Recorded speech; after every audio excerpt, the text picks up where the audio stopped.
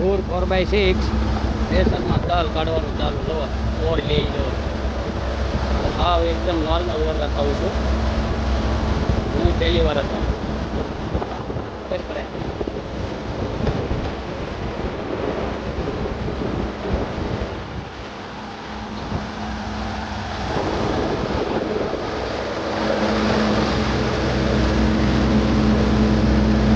માલી આવે છે ઝીણી ડાળી આમાં આ સાઈડ એક સાઈડ